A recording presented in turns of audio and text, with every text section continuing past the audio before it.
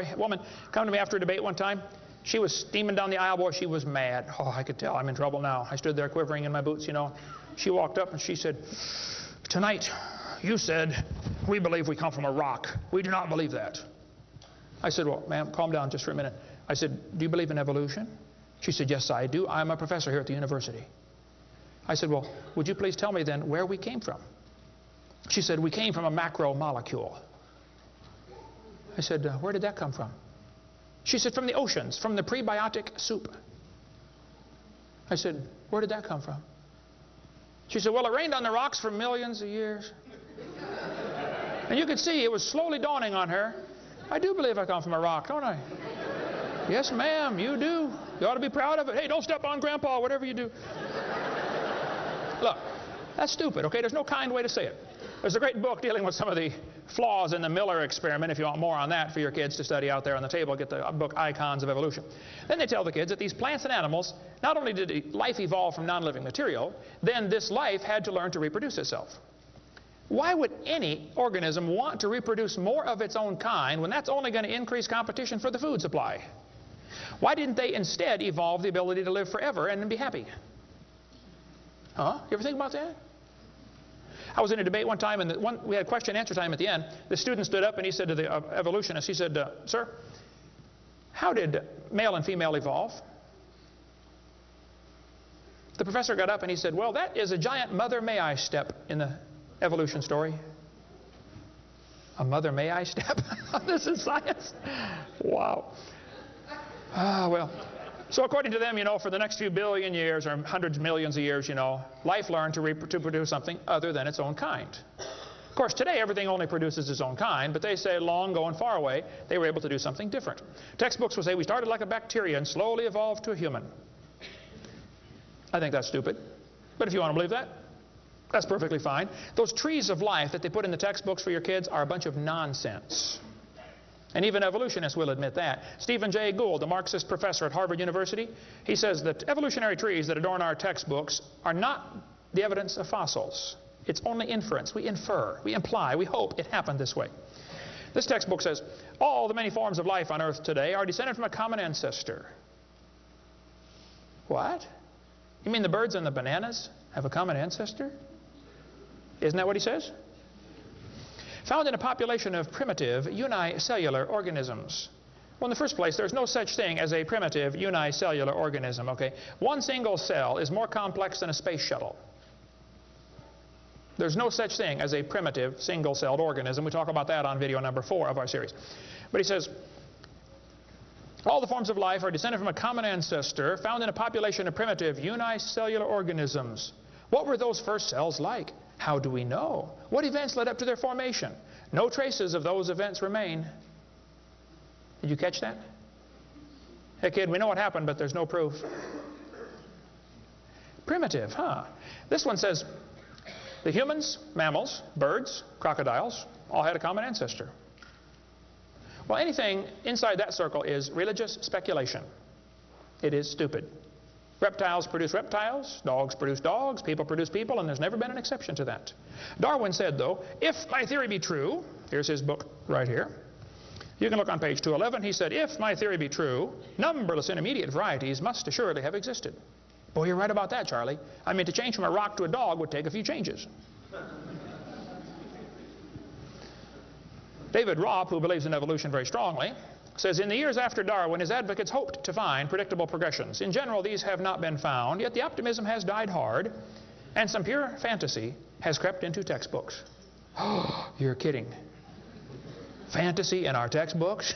Oh, yep. They tell the kids they have evidence of evolution from fossils. I don't think so. That is stupid, okay? If you find a fossil in the dirt, all you know is it died. You don't know that it had any kids, do you? And you sure don't know that it had different kids. I mean, think about it. You're in a court of law. You bring in a bone to the judge. Judge, I found this bone in the dirt. This is the ancestor of all the humans today. They would laugh at you. You don't know that that's the ancestor of anybody, do you? And why on earth would you think a bone in the dirt can do something animals today cannot do? Animals today can only produce the same kind, right? Dogs produce dogs, folks. Luther Sunderland asked all the major evolutionists, he said, where is the evidence for evolution? They all said, well, somebody else has it. We don't have it over here. So he wrote a letter to Colin Patterson. He's the director of the British Museum of Natural History. They've got the largest fossil collection in the world. He said, Mr. Patterson, I read your book on evolution. I noticed you didn't show us the missing links. Why didn't you show us the missing links? Patterson wrote back and said, I fully agree with your comments on the lack of evolutionary transitions in my book. If I knew of any, fossil or living, I would certainly have included them. I will lay it on the line, there is not one such fossil. There are no missing links, folks. No chain is missing.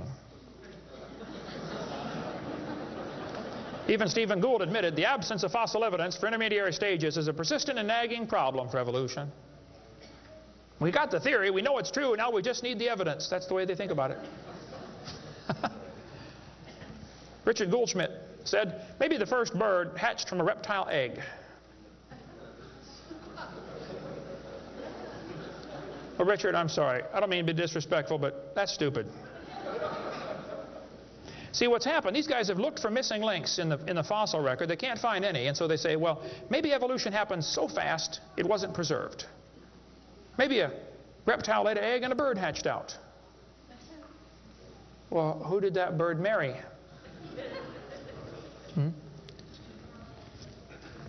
There's only about a zillion differences between a reptile and a bird. We'll get into that later sometime if we get time. But if they want to believe that, that's perfectly fine. Here's what happened. Charlie Darwin graduated from Bible college to be a preacher in the Anglican Church in 1830. He couldn't get a job, so his dad pulled a few strings and got him a job on board HMS Beagle. He's going to sail around the world and collect bugs. And while he's sailing around, he stopped off at these islands right there called the Galapagos Islands. There on those islands, Charlie noticed there were 14 different varieties of finches. Charlie studied the birds very carefully and said, you know what? I think all these birds had a common ancestor. I bet you're right, Charlie. It was a bird. And then Charlie said in his book on page 170, he said, it is a truly wonderful fact that all animals and all plants throughout all time and space should be related to each other. Now, hold on a minute. You see 14 kinds of birds, and you conclude that birds and bananas are related. That's stupid. You should conclude that those 14 kinds of birds had a common ancestor, but that's as far as it ever goes, folks, okay? I don't know of a kind way to say it, Charlie, but that's stupid. Okay, we don't ever see a bird produce a non-bird. See, dogs produce dogs, and you might get quite a variety of dogs. Roses produce roses. That is called microevolution. Now, that is a fact, folks. It happens. It is observable. It is scientific. I don't think we ought to use that word, microevolution. We should just call it a variation. But they use it, so, just so I qualify that, it's a lousy term. It gives what's called a free rider effect to the rest of the 5 religious ideas of evolution.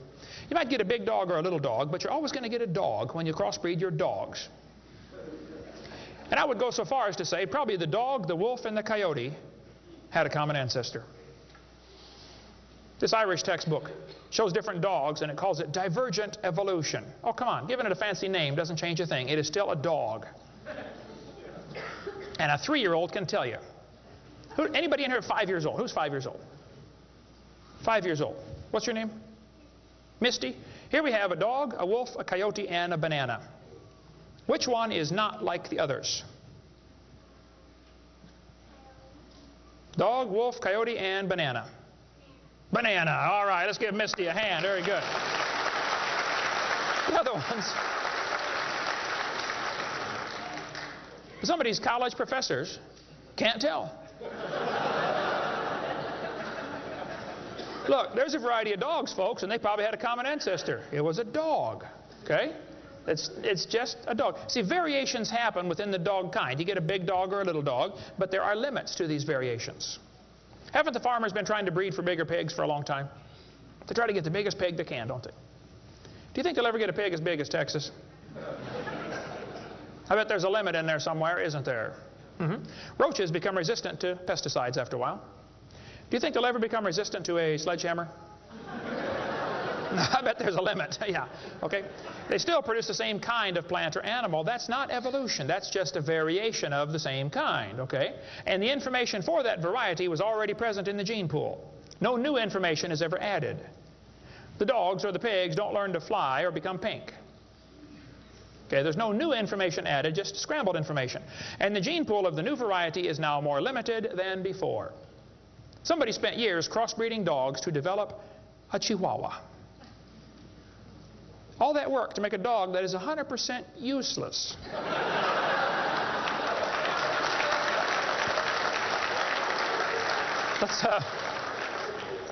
Let's turn all the Chihuahuas in the world loose back into the woods. How long would they last? They'd run up to the wolf. Yep, yep, yep, yep, yep. Crunch. Go ahead, make my day. A useless dog. Genetic information was lost when you got your variation. It wasn't added. You might have selected a certain slice of the gene pool with small dog, quick characteristics, but you didn't add anything.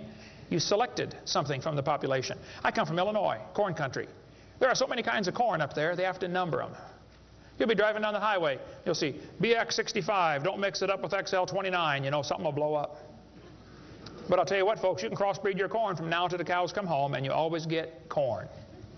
You'll never get a hamster or a tomato or a whale to grow on that corn stalk, okay? It won't happen.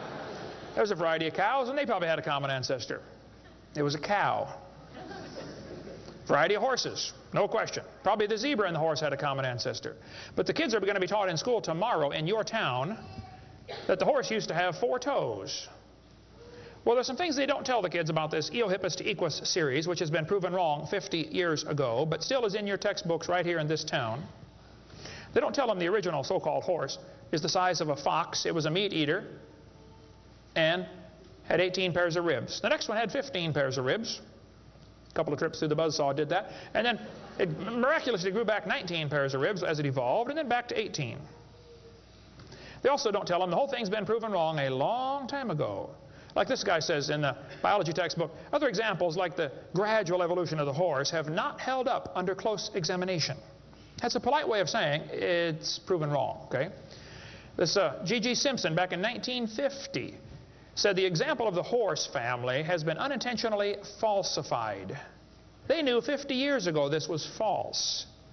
Why did they keep that in your textbooks? This whole thing was made up by Othniel C. Marsh in 1874. He picked animals from all over the world and put them in order the way he thought it might have happened.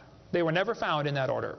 Modern horses are found in the same layers as the so-called ancient Equus or Eohippus horse. They're found in the same layer. So it can't be the ancestor, that's for sure. The ancient horse is nothing but a Hyracotherium, which is still alive today.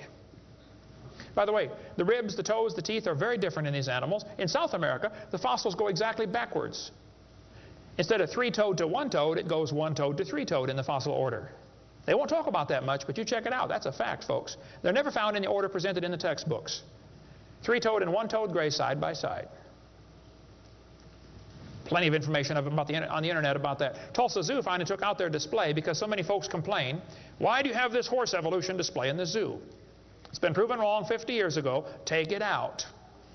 And you folks ought to get together with your school board and say, look, on page whatever it is, 952 of our textbook, it says the horse evolved from a 4-toed ancestor. Let's cut this page out. If you had a page in your textbook teaching the kids the earth was flat, would it be okay to demand that that page be removed? You don't have to buy a whole new book. Just cut the page out. It won't cost the school anything. How many of you would volunteer to help cut the pages out and bring your own scissors? See? Won't cost them a dime. And you send me your book and I'll show you which pages need to be taken out. I've read hundreds of them. I can find them like that. Free of charge. I'll donate my time. Peabody Museum still has the horse evolution on display. As I stood, I've been there many times. It makes my blood boil every time I walk in that place. I'm standing there looking at this lie proven wrong 50 years ago while hundreds of kids come through in school groups. The kids are never told, well, this has been proven wrong, boys and girls. They asked the folks at the Tulsa Zoo before they took the display down, they said, why don't you take this display down? The zoo director said, we don't have the funding to remove it. I've got all the letters back and forth on that. Man. Folks, there's quite a variety of horses today, okay? There's big horses and little horses. I was in Baton Rouge, Louisiana a few months ago. Got to see where they raised the 30-inch tall horses. I mean, my dog's bigger than that. What do you do with a 30-inch horse? Look at it, I guess is about it. And they sell them for $10,000. Sucker born every minute, I guess. But one lady wrote me a letter and said, Mr. Hovind, we crossed